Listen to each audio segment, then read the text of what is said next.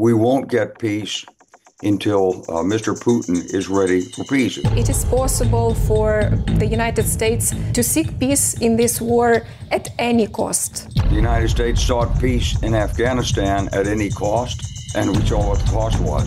The diplomacy is part of the struggle. How the elections can be conducted, even if we speak of security. I don't see the problem of elections. We held elections during wartime. Ukraine's operation in the Kursk region of Russia. It might be an effective diplomatic bargaining chip.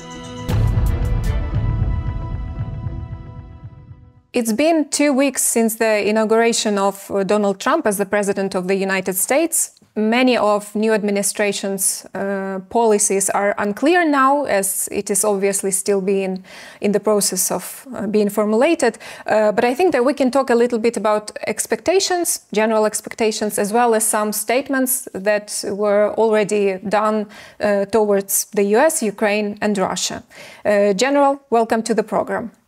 Thank you. In Ukraine, expectations from the new Trump's administration are very different. There are people who are afraid that there is a prospect that there may be some agreements between the US and Russia about Ukraine without Ukraine. But there are also other people who, on the contrary, have a great hope that there will be a more decisive politics from US towards Russia and the Kremlin. What are your expectations from the Trump administration regarding Ukraine and Russia? Well, I think Mr. Trump wants to end the conflict, so he doesn't want it to extend indefinitely. I think he's in a position where he wants to show strength and his diplomatic skills, so he doesn't want Ukraine to suffer a defeat at his hands that would imperil the freedom and the continuity of Ukraine. But on the other hand, he doesn't want to prolong a war. He somehow has the idea that he can do this and appease Mr. Putin at the same time that he preserves the relationship with Ukraine that has been historic between the United States and Ukraine. So, and he wants Europe to do more in terms of helping Ukraine, and the United States to do relatively less. So he's got some challenging diplomacy underway.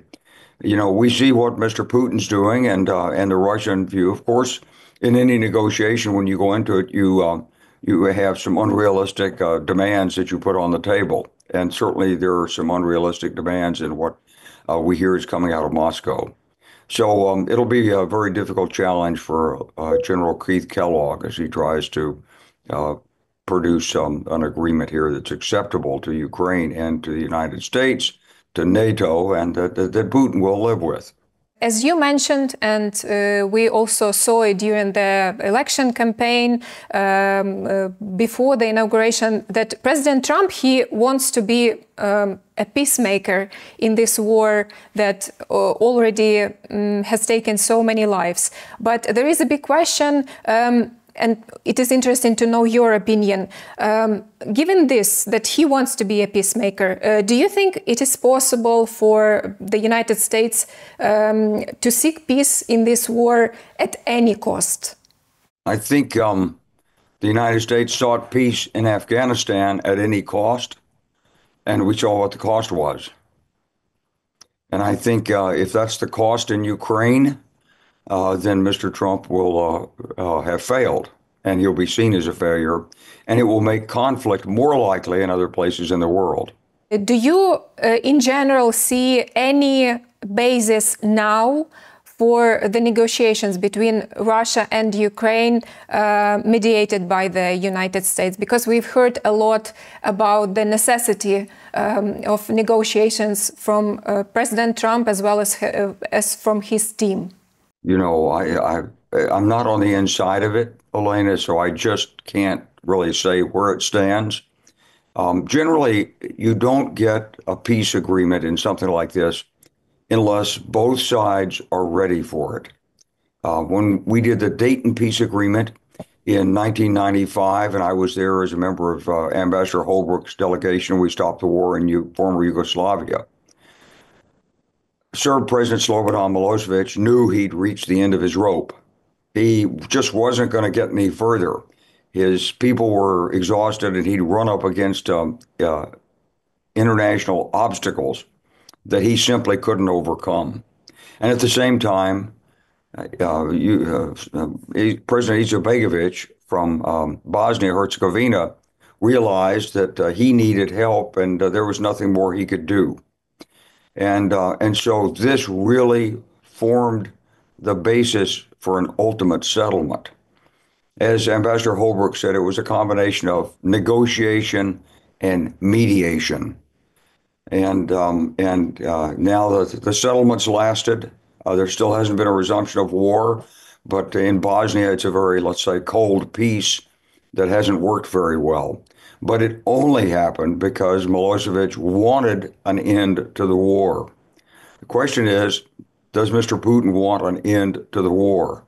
And that's really the question that Ukraine has to answer. You have much better sources on this than I do. We see things in the West that Russia's economy is having trouble. Mr. Putin's having trouble recruiting soldiers. He's at the end of his rope as far as producing armored vehicles is concerned. He's lost more than he can produce annually. He's using obsolescent stuff. On the other hand, it's Russia, and there's coercion involved. And so if he had to draft people, he can put them out there and make them fight at gunpoint, and apparently has done that in several cases already. The standards of the Russian economy, you can't quite measure them by Western standards, in my view, because behind the exchange of the dollar and the ruble and the sales of oil and so forth, there's still, in essence, the foundation is a barter command economy. That's what was in place 30 plus years ago when the Iron Curtain fell. Ukraine's moved away from it with some difficulty. And certainly it's been difficult inside Russia, where there are still people who don't have electricity, don't have indoor plumbing. They're living off whatever they can grow in the summer and can.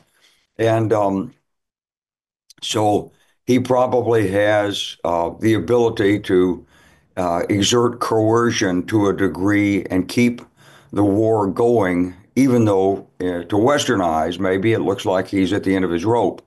And but this is something Ukraine has to tell us. And you're much closer to that than we are. You know, when I was in Ukraine right after Maidan, the woman who was interpreting for me told me, well, her parents had stayed behind in Donbass, and they were under Russian occupation even then. I said, but why? Why would they do this? She said, because they're elderly, they don't have any source of income or food. If they leave their home, they live off their garden in the summer. They can it. They may have a little bit of money to buy an occasional chicken or some piece of meat, but basically they're living off what they grow on in their own garden plot. That's the way we used to live in America. That's the way my grandparents lived, and I suspect that's the way a lot of people outside of Moscow and St. Petersburg are living in Russia. And if that's the case, there are resources available to Mr. Putin that may not seem obvious to macroeconomic theorists in Washington or London. And this changes the nature of the balance between the two sides. It changes Mr. Putin's willingness to negotiate. There's also the relationship with China, North Korea, and Iran. Now, how much can they actually put in?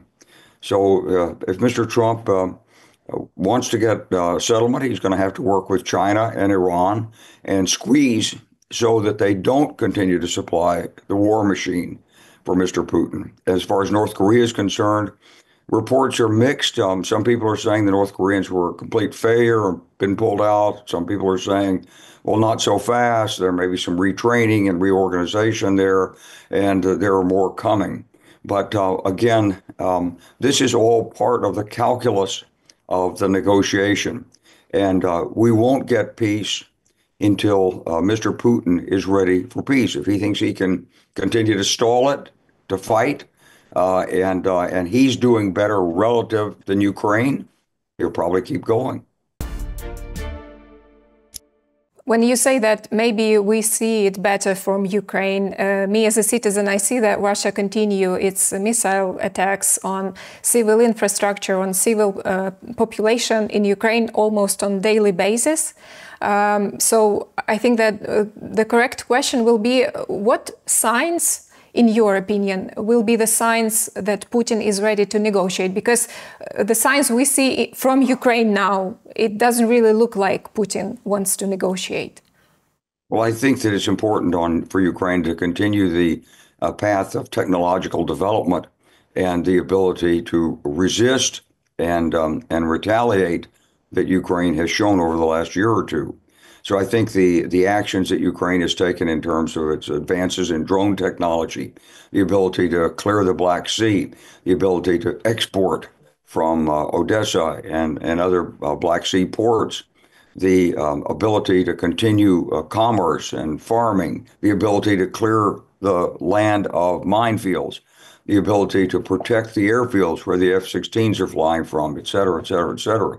All these things have to be weighed by Mr. Putin. And there's some very important meetings going on in Europe right now. And if the European allies, Britain has signed the 100-year agreement with Ukraine, and I hope that the other European allies will do that. I hope they'll step up their movement of Ukraine's membership in the EU and recognize that by their policy, not just their statements, but by their actual policy implementation, that this is a struggle for the future of Europe. Certainly, the frontline states, Latvia, Lithuania, Estonia, to some degree Finland and Sweden, Poland, understand this very clearly. But I worry because in most of these European states, there's an opposition. And the opposition, in democracy, if one person says the sky is blue, the other one says it's red. And that's the way you appeal to the voting public. And so there's always been a recognition on the part of Ukraine that it's important to portray the possibility of ultimate success in this conflict. And President Zelensky, I'm sure, has felt that if he didn't do that, you wouldn't get the assistance from the West that was required. Because in the beginning, of course, expectations were that Kyiv would fall within 3 or 4 days and it would be over in 2 weeks, and you'd be in a nationwide state of guerrilla warfare against Russian occupation. Of course, that didn't happen, and it made possible the provision of all the assistance that has come in and the Western support. So I think it's very important for Ukraine to set its sights high and continue to provide the kind of evidence of successful resistance and retaliation that it's established thus far. Sorry, I just want to clarify. I was asking about some signs, maybe on the battlefield or in Russia's actions towards, I don't know, its missile strikes on civil infrastructure. What or how Russia can show that it is ready to negotiate? Because what we see from Russia now, it doesn't really look like Russia wants to negotiate, because it continues its advance on the front lines, and also there are these missile strikes almost every day in Ukraine. Well, when you asked me that question, I turned to Ukraine. And the reason I did, Elena, is because you can't be looking expectantly at Russia and say, oh, please now show us you're ready to negotiate. Russia's not going to do that. Putin's not going to do that. In 1950, when North Korea invaded South Korea, the United States wasn't expected to respond, at least not by a Soviet leader Stalin. But the United States did respond to assist South Korea militarily. And after about 8 months of conflict, 9 months of conflict, negotiations began toward a peace settlement. Those negotiations went for 2 years. And there was never a sign that the North was really willing to concede. It was simply, and I recall, there was an argument about what's the size of the table? How many people will sit at the table? And where will it be held? And so every step of the negotiation was a continuation of the struggle. In negotiations like this, one has to expect that the diplomacy is part of the struggle. So therefore, you shouldn't be asking, what are the signs? Now, the truth is that apparently there's been some reduction in the amount of artillery superiority that Russia's been willing to or able to bring to bear, but that shouldn't be taken as a sign.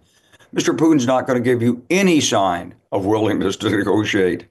He's going to do everything he can to make Ukraine feel that the end is inevitable, that you will be overwhelmed and destroyed. That's common sense. That's the way negotiations work.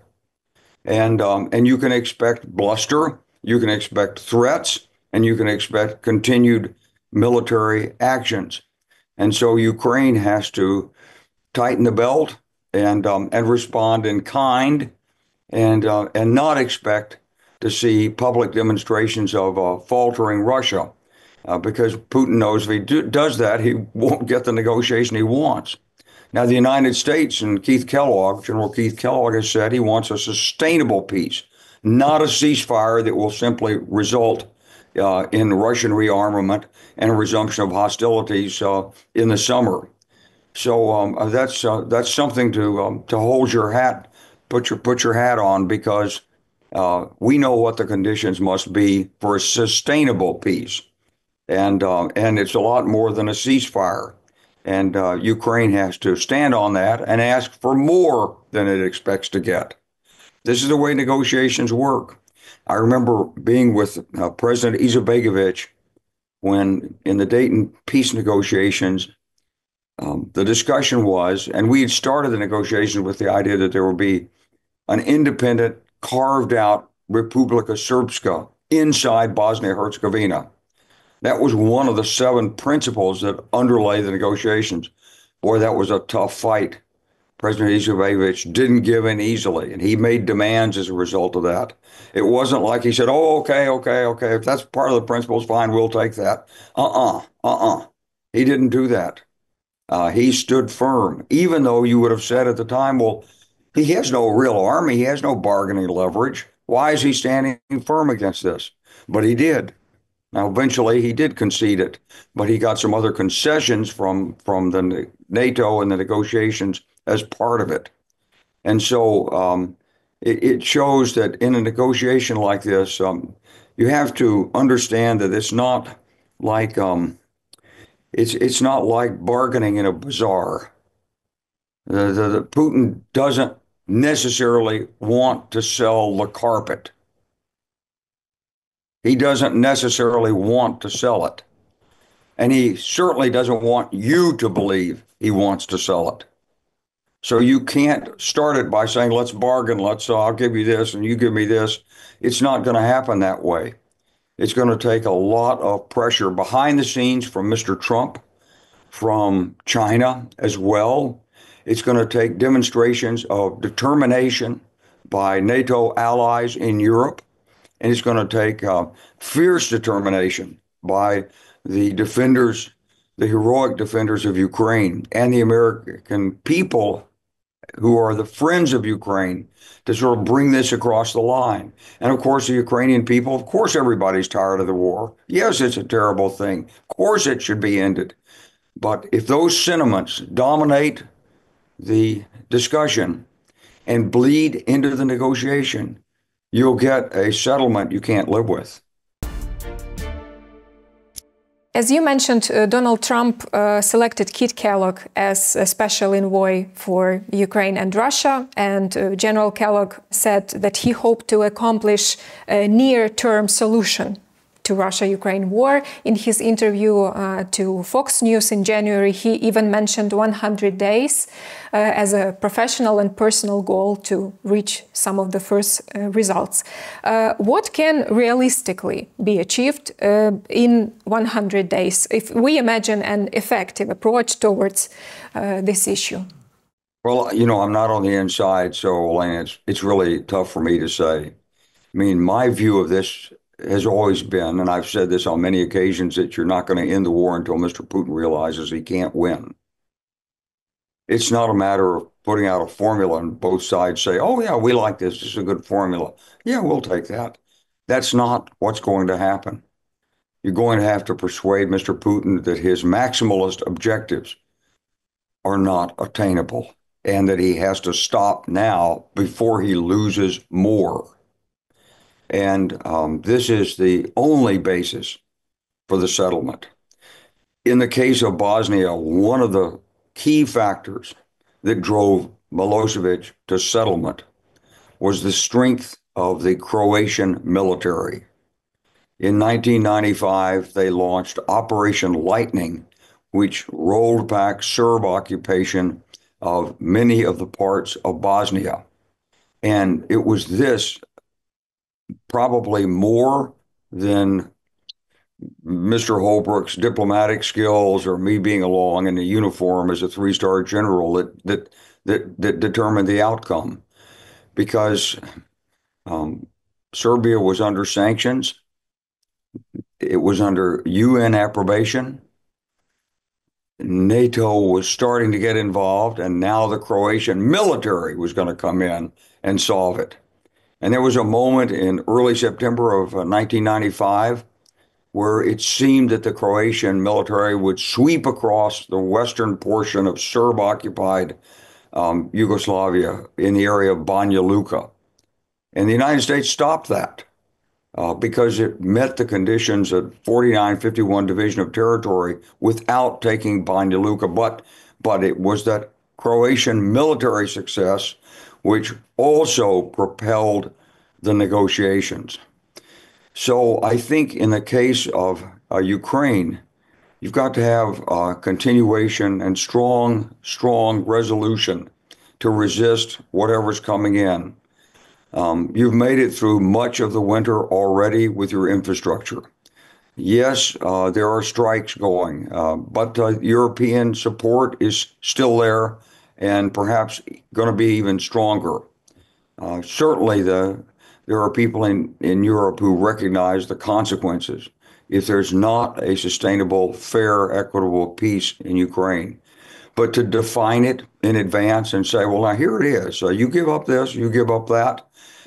Sure, General Kellogg has laid out something. I'm sure it's unacceptable to both sides, and that's the way these negotiations go. And ultimately, they're a product of the respective strengths of the sides. In the case of Korea, the U.S. President Harry Truman was involved in these negotiations for about 15 months, and finally, it was one of the things that cost him his election to the presidency. He gave up on a second term and withdrew from the race. And when Eisenhower came in, he said, I have a secret plan to solve this war. No one could determine what the secret plan was. He wouldn't release it. But what he did do was send an atomic cannon to South Korea. And that, coupled with the death of Mr. Stalin and the weakness and the willingness to move on the part of Mao Zedong and Kim, ended up with the armistice that exists to this day in Korea. So it took strong action by the United States to sort of change the balance. And I hope our European allies, as well as Mr. Trump, will recognize that might be the case here in Ukraine. But General Kellogg says that the United States wants Ukraine to hold elections, both presidential and parliamentary, potentially by the end of the year. Does this idea seem realistic to you, considering the fact that the war is still ongoing? You know, I think that's for the people of Ukraine to decide. But I think that it's also clear, at least for the United States, we held elections during wartime. We don't suspend our elections. And people have strong feelings during wartime. And I understand why martial law was put in place and why there weren't elections in the spring of 2024 when the 5-year term ended. But I don't see the problem of elections. In any case, Ukraine's going to have to is going to have to contend with the interference by Russia in those elections. Russia's interfering in elections all across the world. Russia wants its, Russia is not just a military aggressor. Russia is a very sophisticated diplomatic agent of subversion and coercion. And so in so many countries, there are, let's call them fifth columns of Russian supporters, in some cases, political parties that are aligned with Russia. There's people who say, oh, I can work with Mr. Putin. We've done business with him. He's not that bad. And, it's better than war. So Ukraine's going to have to contend with that. And it's what happens in a democracy. But it is very difficult to imagine how the elections can be conducted, even if we speak of security. So, how can people go and vote if the huge amount of people is participating in the war itself, and also when the civil population is under almost daily missile strikes by Russia? Yeah, that's a problem. And you also have to consider the Ukrainians who are living outside Ukraine. Do they get a chance to vote? And who knows who they are? Where are the voting rosters and voting rolls? And that's why you say there should be elections by the end of the year. That's not an unrealistic time frame. It may take that long. But when the United States Army was fighting in Vietnam or any place else, soldiers still voted. There's a way to vote. In fact, the truth is you're more likely to vote if you're on the front lines. And for people but the civil population was not under attack if we compare. But there are people, whenever I've been in Kyiv, I see people moving on the streets and going places and so forth. It's not like there's, at least as of now, it's not like there's a complete impossibility of getting out of your home and moving somewhere. As much as possible, life is going on as normal. And yes, when the air raid sirens go, people go down and they get away from it. And yes, it's a terrible thing to be bombed. And we can't imagine how awful it is in the United States. I think if the American people understood it, there'd be much stronger support for Ukraine because it's terroristic and it's inhumane. And it's absolutely against the laws of warfare, the Russian program of attacks on the people of Ukraine. But that doesn't mean the people of Ukraine shouldn't have a voice. I think if there was an election held and the people of Ukraine strongly supported the objectives of Ukraine's territorial integrity, reparations, the accounting for those children who've been abducted and the people who've died, and war crimes trials of the criminals on the other side, if that was on the ballot, and the people of Ukraine gave it 80–90%, that would be a strong a support for Ukraine's future as billions of dollars of Western aid. As far as I know, as for now, the sociology shows that, polls shows that people do not support in majority the idea of the elections, as for now at least. And we also have these statements made by Ukraine's authorities as well as leading opposition parties that they don't talk about elections as for now. Okay, well, Elena, let me come back on that. Okay, I understand that. I mean, this is a big change and people have sort of tightened up their belts and said, okay, we're going to put this aside. We're going to win this war. I understand that. But you're going into now the fourth year of the war. And so it's not wrong to think about an expression of public support that's reflected in the governance. And I'm not taking sides in anything that's going on in Ukraine. I'm just saying there's some rationale behind what General Kellogg is saying. We hear that President Trump, he is ready to meet with Putin. How, in general, do you assess this possibility when it will be possible? Is this a good idea for Trump to meet Putin? He's said he has a relationship with Putin. He's met him many times. And certainly during the Vietnam War, we never had President Nixon never went to meet with Vietnam President Ho Chi Minh. And during the Korean conflict, President Truman and President Eisenhower never went to meet with the president of North Korea, but President Trump has an idea he can do diplomacy more effectively personally. So I've always felt that there would be a sort of a two-level, two-tier approach here. There'd be General Kellogg working with the Ukrainians and maybe getting something from the Russians, and President Trump would end up having to work it directly with Mr. Putin. The question will be, does he have the leverage, and what kind of support can he get, and how does he keep Ukraine involved and engaged? Because if Ukraine's cut out of this, you could have the same effect that happened with the negotiation over Afghanistan, where the Afghans were cut out of the discussions that were held in the Gulf in 2018, 19, and 20. And President Ghani was left in Afghanistan and finally given it said, here it is, here's the agreement. And he hadn't participated in it, made it very difficult for the Afghan government to survive, and ultimately it didn't. So I hope that that'll be taken into consideration by President Trump and his team. I'm sure it will be. If I may, I would like to ask you just a few more questions about the situation on the front lines of Russian-Ukrainian war.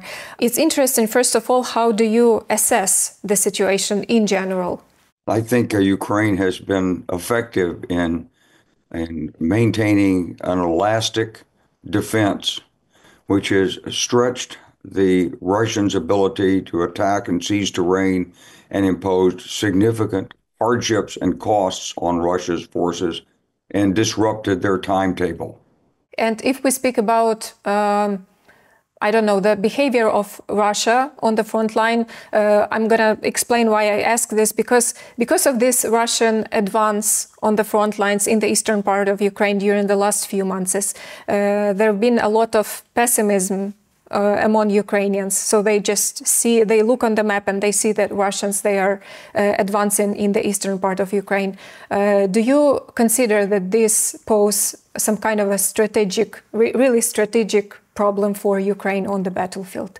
Well, of course, it's better if Russia didn't advance. It would be better if Ukraine advanced. But Ukraine did advance in Kursk, and the Russians have been unable to throw Ukrainian forces out of Kursk. I think the real thing is that for Ukraine, if I can speak as a military man, you've built up a lot of forces. It's very difficult to build an army at the same time it's engaged in mortal combat. And it's an amazing resilience and strength that Ukraine has showed, and creativity in what Ukraine's done. And of course, as you take these losses, it's and every war that starts, people think, oh, this is not going to last very long. When I was NATO commander, we lived in Mons, Belgium, and that was the scene of one of the first battles of World War I in autumn of 1914. And the British soldiers who marched through Mons thought they'd be home in a couple of months. It would be a short war. The same thing probably was true in Vietnam. The same thing is often true in war. People think, well, we'll certainly finish this quickly. In the case of Ukraine, it's obvious this is not going to end quickly. But it's a question also, as Ukraine sees it, as it is explained to me, it's a question of Ukraine's survival as a nation, as a culture, as a history. And so the stakes are incredibly high for Ukraine. This is not a matter for Ukraine, as it's been explained to me, of simply saying, well, we're a little tired of fighting right now. Let's take a break. And, if we have to give up some more land and so forth, it'll be okay. We're just tired of this right now. We need some vacations. That's not what this is about. At least as Ukrainians, my Ukrainian friends have explained it to me. People well understand what the stakes are. They understand what Putin's objectives are, and they understand what will happen if Ukraine's military collapses. So, yes, it's a difficult problem, and it's very painful. War is a terrible thing, and we'd like to get this stopped. It just breaks my heart to see the destruction and the death and the wounding of so many fine people in Ukraine. But wishing doesn't make it so. And in this case, I hope the leadership of President Trump, the hard work of General Kellogg, and the resilience and strength of the people in Ukraine will convince Mr. Putin he can't win, and he'll relent, call it off. My last question will be about this Ukraine's operation in the Kursk region of Russia. You mentioned it, and it is interesting. In your opinion, what role it could play in this prospect of negotiations, for example, or like in general? It might be an effective diplomatic bargaining chip. It might be additional leverage. Certainly, if Ukraine pulls out of Kursk at this point, it doesn't provide any additional leverage for the negotiations. So it's best to stay there. I would have liked to have seen when Ukraine invaded a military objective that justified the invasion. But it wasn't possible to achieve that. Ukraine went in, seized territory in a weak spot in the Russian defenses, and couldn't go as far as the big factories in Kursk themselves, and wasn't able to sweep around and take out Russian strength in, let's say, Luhansk from the rear. So it's just the way it happened. Ukraine did as much as it could with what it had, what it could spare from the front line, and so forth.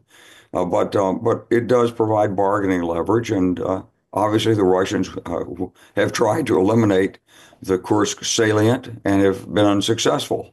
So from Ukraine's perspective, that's a good thing. Thank you very much, General Clark, for your time. Thank you, Elena.